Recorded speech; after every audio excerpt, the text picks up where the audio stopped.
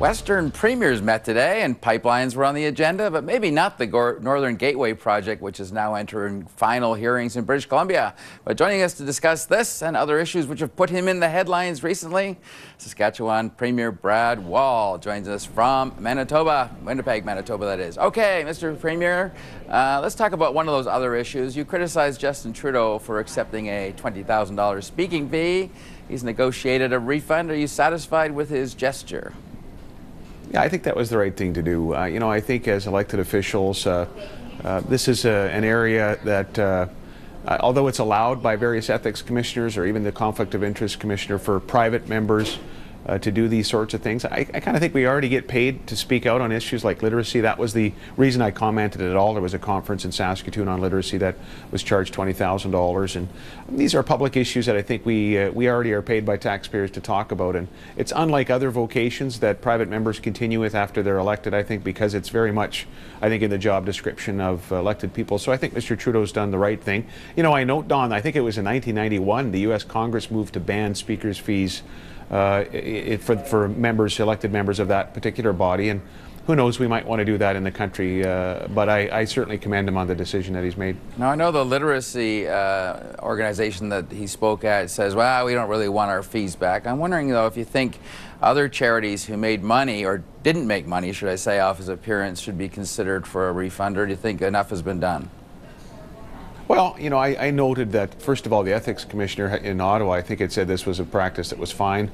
I note also that charities knew full well the fees going into it, and so now that he's made the offer, I guess it's their decision.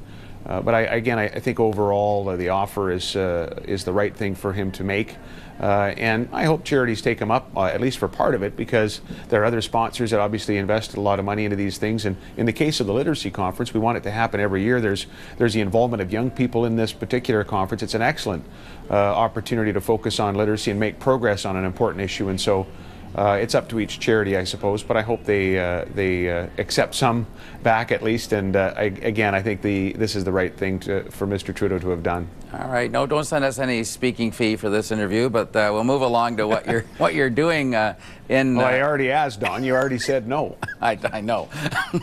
I was just being prudent. Western premiers met today. Give me a general sense, if you can, Premier Wall, about how relations with Ottawa are right now. Each province has a different relationship with Ottawa. This particular national government has chosen the bilateral approach. As you know, other than the 2008-2009 meetings on the economy, we haven't met as First Ministers with the Prime Minister. And so, in the case of Saskatchewan, we've been able to carve out a constructive relationship with the federal government. We haven't agreed on everything, but for example, we haven't had a federal government that's worked as hard as this Prime Minister, to help open up markets for our uranium. On infrastructure projects, on our clean coal projects, we found them to be a very earnest partner. We have concerns always, in certain areas. Perhaps some provinces are frustrated with the Canada Jobs Grant approach and are now wanting to make sure we build in lots of flexibility as we negotiate the details of that particular initiative. So you'd find, I think the answer would vary across the country. In our case, we've found a good partnership where we don't agree on everything, but we make progress on major issues like market access for resources, infrastructure, and even on immigration, where we were grateful in Saskatchewan to get 27% of the new allocated immigrant nominees that the federal government announced. I think they're recognizing the fact that we really have a labor shortage born of a strong economy, and so again, it'll be a different response in each province, and I think that's to be expected given the bilateral nature of relations between the federal government and the provinces currently. Good point. I gather Northern Gateway was sort of left to Alberta and BC to sort out, but certainly the west to east pipeline was something on the agenda. Did anything come out of the conference dealing with that mega project? Just broad support for the reversing of this pipeline, and then some added improvements where needed. Saskatchewan, we're strongly supportive of it. As you know, we supported the principle of Northern Gateway, but this one is even more directly impactful for Saskatchewan, this particular pipeline proposal, because it would take Bakken oil out of Saskatchewan. And by the way, we have pipeline capacity issues there as production has increased over the last number of years. It would also require some investments in the province. And it's good for the country because, of course, it means the opportunity for Atlantic Canada to enjoy a better price for oil than they might pay facing the Brent price. So it makes sense. It also helps Western provinces close the gap, the discount at which we're now selling oil, and the oil belongs to the people of Canada, to the people of Saskatchewan or the people of Alberta.